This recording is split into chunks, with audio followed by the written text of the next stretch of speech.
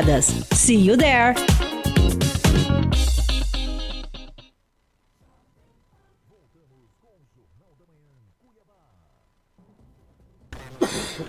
Muito bem, são 7h23. Estamos de volta pela nossa Jovem Pan com o nosso Jornal da Manhã, edição Cuiabá. Ontem nós falamos aqui sobre a questão das pessoas que se abstiveram, né? Muita gente em Mato Grosso, mais de 557 mil pessoas deixaram de votar, estando aptas a votar. E hoje, alguém aqui, deixa eu ver, não se identificou, mas ouvindo o programa de ontem, que o Vinícius defendeu multas maiores para quem não vota. Não haveria o risco do retorno ao voto censitário, já que em alguns momentos os mais pobres teriam o título cancelado por não votarem e aí não consegue pagar a multa e aí fica inapto. Vinícius. Não, acho que é um problema de compreensão, Paulo, da parte do nosso público aí, né? Quem que é a pessoa? Desculpa. Ele não se identificou aqui, não. Identificou? Desse integrante do nosso público aí, né? Eu não defendi isso. Eu só mencionei que o dinheiro das multas vai para o fundo partidário. Pouca gente sabe disso. Né? Para onde vai o dinheiro das multas? Ali é uma das fontes, né? Pela lei, pela 9096, né? Que é a lei que instituiu o fundo partidário. E dentre outras coisas, uma lei comprida, uma lei com mais de 60 artigos, né? Uma das fontes de receita são as multas, mas em momento algum eu defendi isso. Pelo contrário, né? Eu acho que é uma opção do voto facultativo mesmo, né? Então não se deve restringir, não. Bom, 7h24, estamos recebendo o secretário-chefe da Casa Civil, por enquanto, Rogério Galo. Bom dia, Rogério. Bom dia, Paulo. Bom dia, Vinícius. Uma honra estar aqui com vocês nessa manhã de quarta-feira. Bom dia a todos também que nos ouvem. A honra é nossa. Eu brinquei aqui com ainda... A gente sabe que o seu perfil técnico, de conhecimento geral, se encaixou tanto na Fazenda que mudou o governo e você não mudou. A Secretaria de Fazenda não mudou. Você vem do governo Pedro Táxi como secretário de Fazenda e lá ficou. Tem algum acordo? Se espera-se essa decisão? Você volta para a Secretaria de Fazenda? Ou não tem ainda nada acertado? Não, ainda não há nada definido, né? O governador não fez esse diálogo ainda conosco e ele disse que vai fazer uma avaliação dos 4 anos aí, no fechamento desses 4 anos, né?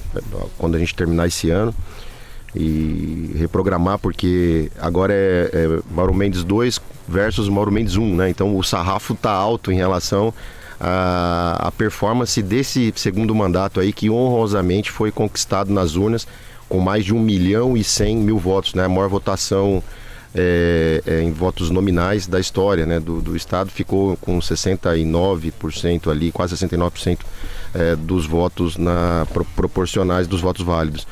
Então nós temos aí uma missão grande, dada essa confiança que foi depositada pelo eleitor. Mas em relação às posições ainda, como o governador sempre fala, né? Ele é um técnico e tem ali as peças para escalar nos melhores momentos, com as melhores oportunidades. Neste momento aqui estou na Casa Civil, desempenhando meu trabalho, espero concluí-lo da melhor forma possível. Mas aí a decisão cabe de fato, né, Paulo, ao governador, e não há nada ainda acertado, ajustado a esse respeito com relação à escalação do próximo time. Mas se você pudesse escolher, assim, falando isso, chefe, eu posso escolher? Tem coisas que essas coisas a gente não escolhe aí, né? Então, para a Casa Civil, o governador me atribuiu foi uma missão, né? Quase uma convocação. E, claro, honrosamente aceitei o desafio. Mas enfim, eu fico muito à vontade, claro, em cargos técnicos ali na Secretaria de Fazenda, mais especificamente, mas estou gostando bastante também ali da experiência na Casa Civil, né? Você acaba tendo uma visão mais abrangente do governo, da interlocução, sobretudo com as prefeituras, né? Com o trabalho com os poderes. É um trabalho bastante interessante, gratificante, como foi, por exemplo, esse que acho que a gente vai conversar um pouquinho mais adiante, mas da BR-163, um trabalho de grande articulação que envolveu o governo federal, o Tribunal de Contas da União, a NTT, os prefeitos do consórcio ali do Alto Telespires, a OAB, enfim, a Casa Civil também ela permite a construção de políticas públicas bastante efetivas, e eu tenho estado muito feliz ali na Casa Civil. Mas o chefe é quem escala o time, né? É nosso técnico, nosso treinador. A população aprovou o jeito dele de administrar, acho que é importante dizer isso. Muitos falam, o governador não sabe fazer política, né? E ficou provado que hoje o que o cidadão ele quer, Paulo, né, Vinícius? Eu acho que a gente sempre conversou isso, é resultado, né? É eficiência, é muito mais do que aquela política de compadrio, de tapinha nas costas, né? De bravatas, de frases de efeito.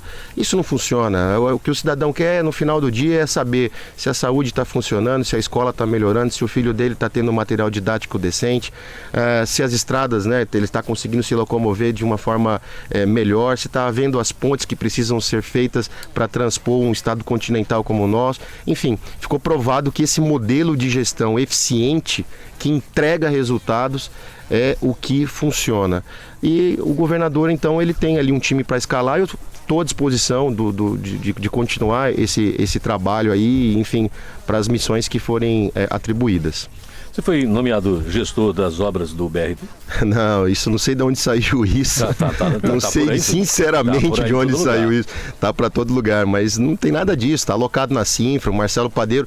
O Marcelo hoje esse dia a gente estava conversando, né? Talvez seja a pessoa em Cuiabá que mais conhece a Baixada Cuiabana, e especificamente Cuiabá, no nosso município. Então ele conhece cada detalhe, ele foi secretário de obras, se somar todos os períodos ali, uns 15 anos, é um profissional extremamente competente, dedicado. Então assim, não tem nada disso. Óbvio, eu participei desde o início da solução, né, para a gente voltar ao BRT, porque é a melhor solução para Cuiabá, é a que vai dar maior conforto ao cidadão, ao usuário. Isso vai ficar provado. Ambientalmente é o mais correto. Vão usar baterias, vai tirar aqueles trambolhos, que são aquelas catenárias que causam ruído. É mais eficiente porque tem um menor custo. Vai ficar provado, todos verão o que vai ser o funcionamento do BRT em Cuiabá. Então eu participei disso, talvez por conta de ter participado tão efetivamente em relação a essa substituição dos modais, essa articulação que houve toda, talvez tenham pensado e atribuído essa missão, mas não há nada nesse sentido, e sinceramente eu não sei de onde saiu isso. Você falou no Marcelo Padeiro, Marcelo Oliveira, né, que nós conhecemos, o Marcelo 15 Oliveira. anos de trabalho, se juntar as entrevistas não dá 2 horas. Ele não gosta de falar. Como ele não gosta? É verdade. Eu acho que. Mas as entrevistas dele são boas, né? Ele sempre é muito. As poucas são boas. Agora na campanha, são muito boas. Agora na campanha que ele falou um pouco lá, mais até com outros objetivos do que colocar a pasta dele em evidência. Agora o Marcelo tem uma performance, quando ele está com a palavra no interior aí, inaugurando obra, é impressionante. O Marcelo, ele tem uma verve que talvez poucos conheçam, né? Ele fala muito Aqui bem. Na Jovem Pan ele teve 1 ou 2 vezes. Acho que falta você fazer um cafuné nele, viu, Paulo? Será pra que ele vir. Bom, você quer ir lá na cabeça ou no sovaco? Vamos lá, vamos conversar agora sobre a BR-163. Ontem teve a assinatura do TAC lá entre a MTPAR, TCU, a NTT. Quem mais que teve lá?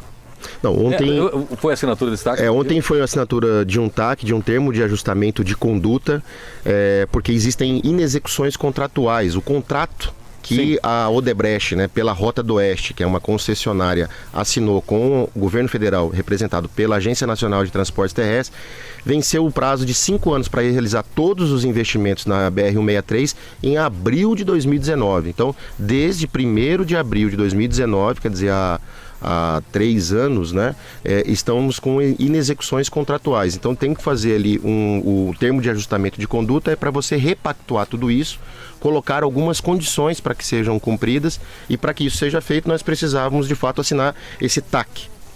Foi assinado entre a NTT e a concessionária, só que ali foram feitas algumas concessões, que como quem estava ingressando vai ingressar na composição acionária, vai adquirir a empresa, a concessionária Rota do Oeste, é a MT Par, que é uma empresa do governo do Estado, uma sociedade de economia mista.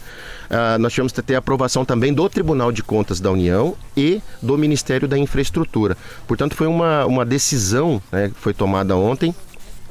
Partiu a proposta do governo do Estado, né, do governador Mauro, uma proposta técnica para a aquisição da empresa, porém ela passou pelo crivo também do Tribunal de Contas da União, porque é um contrato ainda vai até 2044 esse contrato, aí ele vai ter uma extensão de 5 anos, se nós cumprirmos o TAC, vamos cumprir o TAC, fazer todos os investimentos, ele vai até 2049. Então, assim, é um contrato de longo prazo, envolvem muitos investimentos.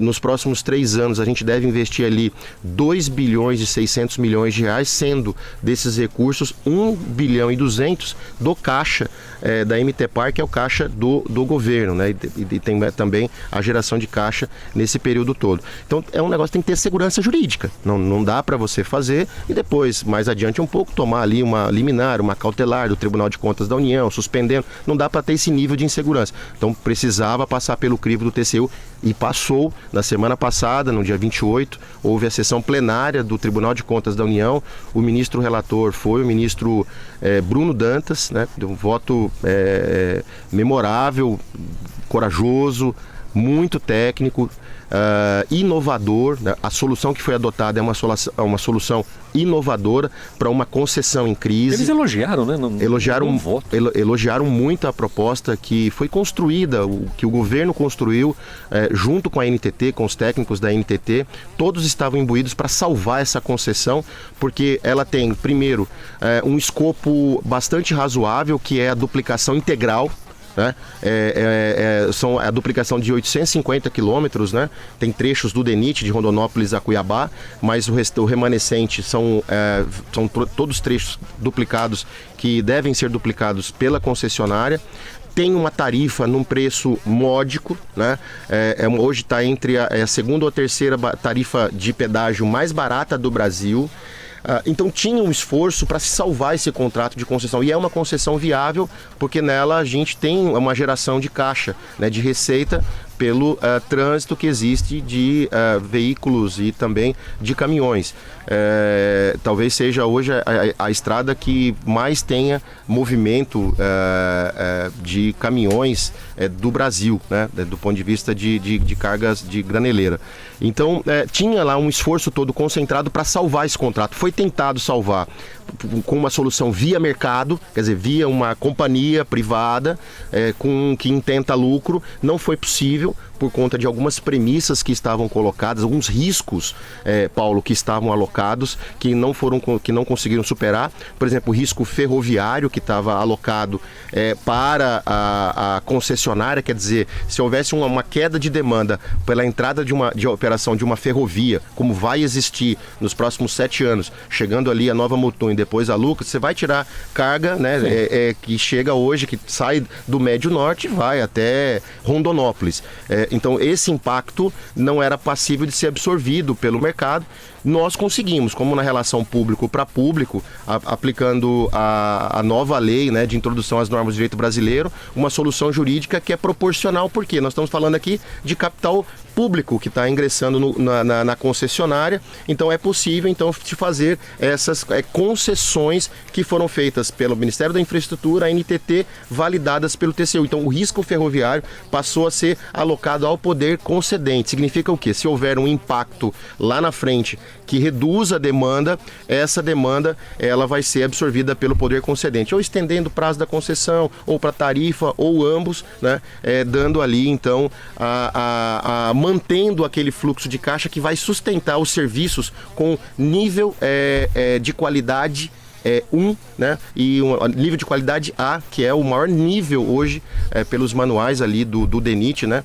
Das estradas, das rodovias brasileiras, que é a rodovia aqui, que é a BR-163. E o mais interessante sem haver o que aconteceria numa relicitação, quando você compara já que tinha sido frustrado tudo, nós iríamos, essa BR iria para uma relicitação. Quer dizer, iria ter uma nova modelagem, iria a mercado, isso demoraria 5 anos no período dessa modelagem. Nós temos a BR-040, que foi a primeira, a lei que autorizou a relicitar, né? Só para explicar o que é a relicitação para quem está nos ouvindo. A relicitação é o seguinte, a lei ela previu, quando você tem uma concessão em crise, que quem é o concessionário, né, no caso a Odebrecht, não tem mais condição de se financiar, de financiar aquele projeto, antes você podia entregar ou fazer a caducidade, né? O Estado podia ir lá buscar de volta, que é a encampação, ou decretar a caducidade pelo descumprimento. Isso demorava muitos anos, porque você tinha embates de arbitragem, embates judiciais, e enquanto isso, o usuário era um pequeno detalhe na brincadeira toda.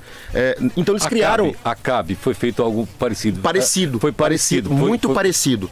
Até usamos a experiência acumulada. Você estava lá, né? Eu estava em 2016. Procurador-geral lá, né? Era o procurador-geral na época daquela construção. Nós curamos o contrato de concessão, que tinham problemas, né? E é mais ou menos o que foi feito agora. E nesse aspecto, a gente consegue, de fato, fazer a cura, né, do contrato, o saneamento desse contrato de concessão, mantendo o patamar tarifário, porque se nós fôssemos para uma relicitação, Vinícius, para manter uma tarifa nos patamares atuais, teria que haver redução de investimentos. Para simplificar, possivelmente, a licitação que iria a mercado, né, para manter um patamar de tarifa razoável, né, deveria eliminar algumas duplicações do trecho e colocar em terceira faixa.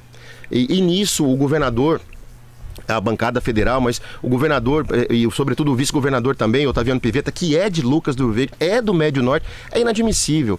Essa rodovia, ela é muito importante para os grãos, mas ela é muito importante para o transporte de pessoas. Ela não vai. O Mato Grosso se fez pela BR-163, né, na história recente do estado, e nos próximos 50 anos não vai existir um outro corredor rodoviário tão relevante quanto a BR-163. 50% da população do estado mora às margens da BR-163. Então o fluxo de pessoas, de pacientes, de estudantes vai continuar sendo intenso. Então não dá para abrir mão da efetiva duplicação. Então tudo isso, esses sinais, eles nos levaram a tomar, e levou, né, o governador Mauro a tomar essa decisão de apresentar uma proposta para, primeiro, fazer a duplicação efetivamente de todo o trecho, não abrir mão de 1 centímetro de duplicação e, mais do que isso, mas para nós mantermos o patamar tarifário, quer dizer, garantir os investimentos com o mesmo patamar tarifário. Como que isso é possível? O Estado ali, ele não está com o objetivo exclusivo de ter lucro. O nosso lucro ali é social. Um dos nossos resultados, uma companhia, você tem lá a empresa do Paulo e do Vinícius para comprar a concessão, você vai querer enxergar ali os resultados e verificar. Se hoje eu aplicar numa renda fixa, eu vou ter o mesmo, com a Selic de 13%, 12,5%, eu vou ter o mesmo resultado que eu teria aplicando o meu capital nessa concessionária. Se você, quando fizer essa conta, você vai falar que hoje com a Selic que tem, não, eu não vou alocar meu capital num risco e vou manter em renda fixa, vou ser rentista. O governo não tem essa lógica. A nossa lógica é oferecer uma solução, né, que funcione e que o Estado lá na frente, quando for, eventualmente, se for sair desse negócio, vai na B3, abre o capital da empresa, recupera o dinheiro e se o nosso objetivo ainda é recuperar o recurso, e isso é importante que está previsto no TAC, recuperar o recurso pelo menos com o CDI, né, que seria ali quase o equivalente à Selic, e a gente aplicar esse recurso que a gente tirar lá na frente em infraestrutura. Isso está previsto no TAC. Obrigatoriamente. Então, o dinheiro que o Estado colocar agora e capturar novamente lá na frente, né, tudo que a gente tiver de resultado daqui a 3, 4 anos, a gente aplica em infraestrutura rodoviária em Mato Grosso. E a gente precisa aplicar em infraestrutura porque a gente ainda tem bastante gargalos aqui no Estado. Mas não há, acho que todos concordam, que não há um gargalo tão grave e tão letal quanto hoje a rodovia BR-163. Parece que nesse ano de 22, tristemente, está marcado por acidentes quase cotidianos, né? E acidentes muito graves, né, Paulo? Nos últimos 13, não, é 13, impressionante. 13 dias nós tivemos 13 mortes lá. Ontem morreu mais 3 pessoas. É impressionante, não tem precedente, né? Você pega até na chamada rodovia da morte, na BR-101, você já tem alguns trechos duplicados. E quando você entra com duplicação, a literatura ela demonstra que há uma redução do nível de acidentes letais totais em 15% a 25%. Então, nesses 5 anos que a gente antecipou dos investimentos, naqueles 2 caminhos, se fosse licitar, teria investimento só daqui a 5 anos, e agora nós vamos começar em abril do ano que vem, quando acabarem as chuvas, são centenas de vidas que serão preservadas. Fora ganho de produtividade, redução do frete, né? A gente economiza horas, Vinícius. O caminhoneiro que sai de Rondonópolis, de Sinop para ir a Rondonópolis, ele ganha 1 hora, 1h30, 2 horas, né? A depender do horário. Imagina quantas viagens no ano ele pode fazer a mais, né? Então isso também tem tem redução de custo de frete, porque não vai andar com marchas pesadas ali quando está naquelas filas intermináveis da BR, vai ter uma fluidez melhor, isso acaba gerando uma economicidade. Ganho, né, para os caminhoneiros todos, né, mas ganho também para os produtores rurais, que acabam tendo um frete mais barato, aumentando a competitividade do Estado. Enfim, é uma relação extraordinária de vantajosidade. 7h43. Só para. Você falou em economia de vidas. Ontem eu estava vendo o Otaviano Pivetta, que passaram a palavra para ele na assinatura. Eu não quero falar nada, não. Só queria 1 minuto de silêncio pelos mortos lá na BR-63. Lembrar que ele é daquela região, perdeu amigos ali. Perdeu amigos ali, viu muita gente falecer por lá. Eu também, assim, fiquei tocado com a eu falei, foi a fala com menos palavras da história, né, do auditório Clóvis Vettorato, e foi marcante, né, porque já vinham com falas sucessivas. Eu não vou acrescentar nada aqui, que acho que todos já sabem. Eu quero pedir 1 minuto de silêncio. Foi de fato muito oportuna, né, porque nós estamos falando ali, enfim, agora, recentemente, a avó e a neta, né, de Sinop, até pessoas que são pioneiros lá de Sinop faleceram muito recentemente. É difícil você encontrar uma pessoa daquela região que não tenha perdido ao menos um amigo, um parente, alguém próximo na BR-163. Vinícius. O Rogério é tão de casa que a gente até esquece de cumprir os protocolos, né? Mas seja muito bem-vindo sempre, né, Rogério? Obrigado, é um prazer muito grande de te entrevistar. É sempre muito, muito bom, é sempre uma aula, né? Você é sempre muito qualificado, muito preparado, né? Sempre muito bom. Obrigado, Vinícius. E eu quero lembrar, por exemplo, do Nico Baracate, né? Que como secretário da época do Silval morreu na BR-63, um acidente. Perfeito. Pai do atual prefeito. Ontem o Botelho, o presidente Botelho, lembrou falou dele, né? Falou dele, fez a referência ao Nico, exatamente. E o Neri Geller também sofreu um acidente feio, saiu barato pro Neri Geller. Que bom que ele está aqui conosco ainda, porque ele escapou de um acidente feio nesse trecho aí da BR-63, né? Então, só para citar também. E aí, para parabenizar vocês, né? Que realmente foi a melhor solução, né? Diante do quadro colocado. Sem dúvida, Vinícius. E aí dá o destaque para a MTPA, essa filha nossa, né, Rogério? Minha e sua, né? Verdade, Vinícius. Porque quando a gente imaginou, né, que pudesse ela participar, um ente subnacional como é o Estado, ser concessionário de um ativo como é a rodovia federal, né? Eu diria que talvez, ontem eu não quis fazer essa afirmação, mas a gente vai pesquisar para ver se tem algum outro case nesse sentido, né? De uma companhia estadual ser concessionária da União em algum ativo. É verdade, talvez lá em São Paulo desenvolve, né? SP, né? Talvez vamos analisar, né? Mas enfim, você foi importante, né? Eu até falei aqui no dia, né? Na concepção da MTPAR, né? Sim, é verdade. Você estava na Casa Civil como procurador na época, né? E ajudou, né, a conceber a empresa. E eu fui presidente, né? Eu tenho isso no meu currículo, né? Eu tenho essa passagem de 2 anos quase, né? Pela presidência da MTPAR. E ali ela quase acabou em 2014, né? Tudo que vinha do governo do Silval era tido como radioativo, como tóxico, né? Tudo que o Silval criou fecha, Lemate, né? Fecha tudo, né? Aí nós fizemos a defesa para o Pivetta, devemos ao Pivetta, porque o Pivetta era o coordenador da transição do Pedro Táxi. Verdade. Né? Ele coordenou a campanha do Pedro Táxi e coordenou a transição, né? E ele, empresário, falou, não, mantém essa empresa, mantém o CNPJ, né? Porque ele viu, porque a autorização legal que a MTPAR tem é muito ampla, né? Para você ter uma ideia, Vinícius, ela já tem, você sabe muito bem disso, ela já tem a previsão, Paulo, ela foi criada em 2012, Lei 9.850, salvo engano. 9854. 9854, né? Isso.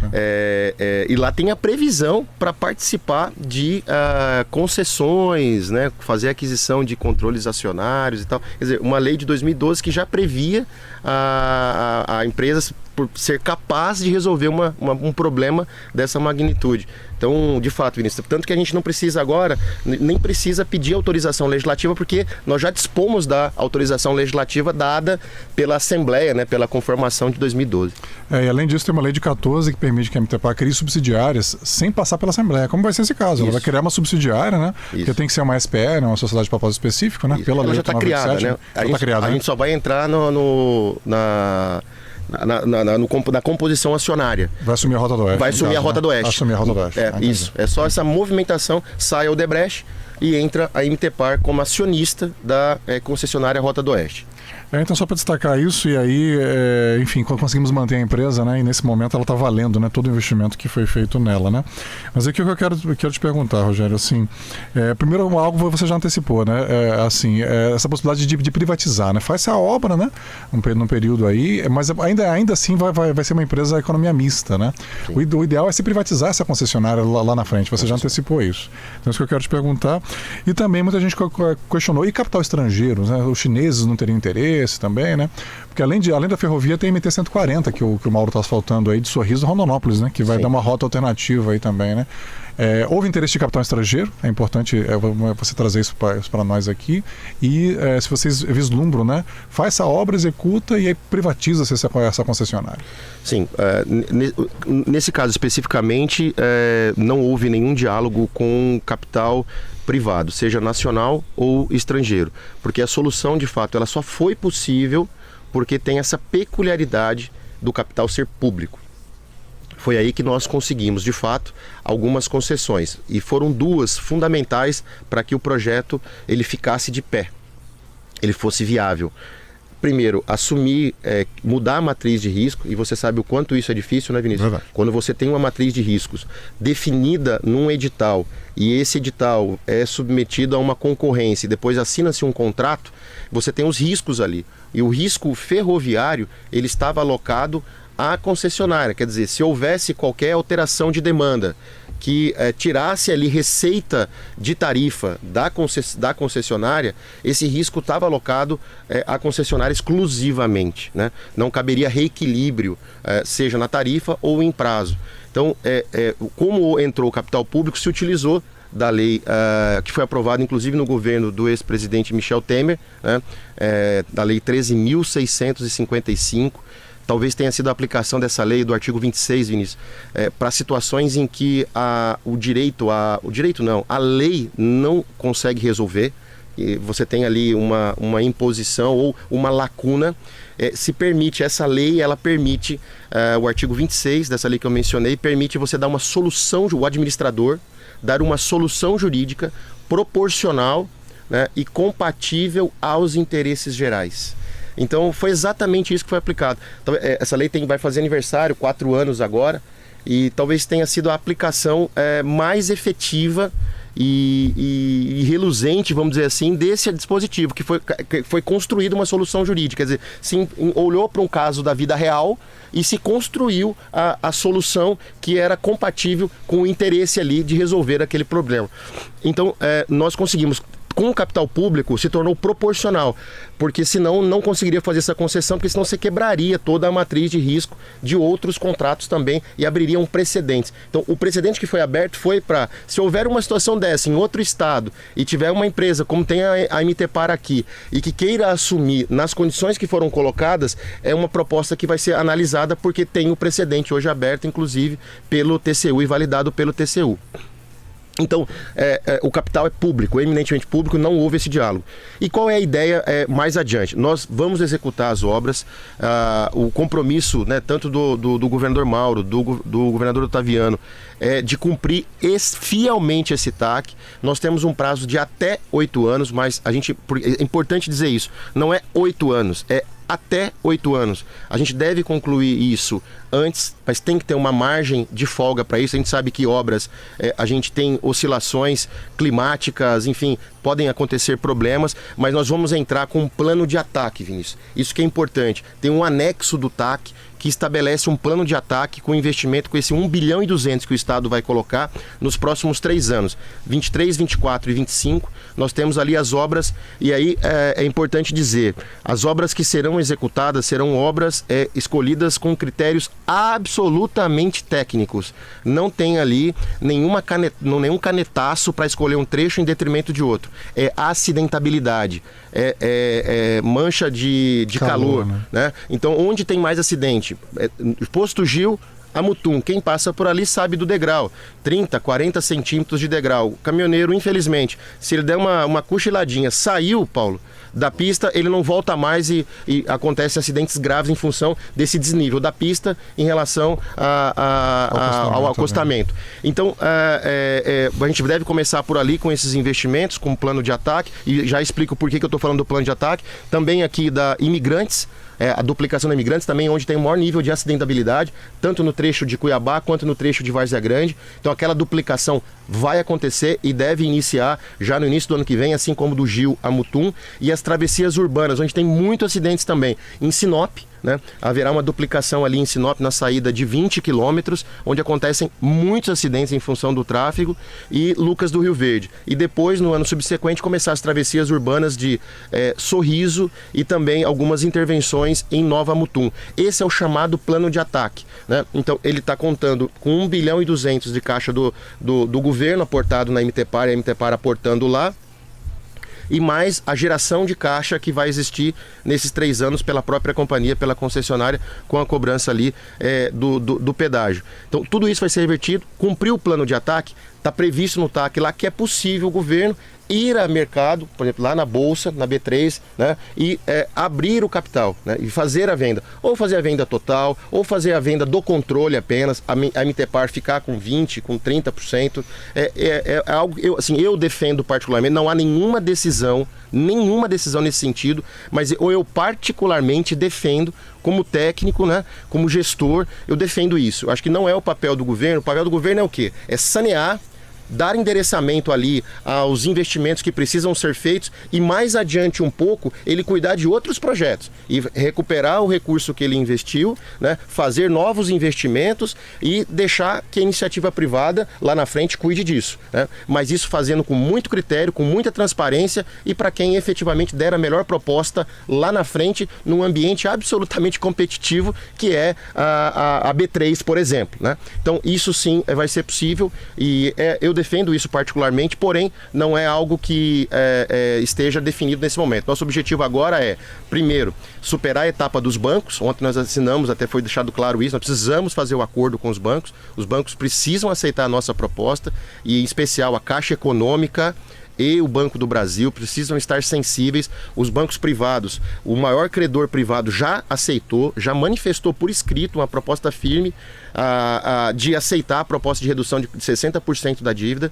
Nós esperamos agora a sensibilidade dos bancos públicos para eles aceitarem também essa redução da dívida. Eles estão sendo servidos já há vários anos com um juro de quase 20%, Vinícius, por ano.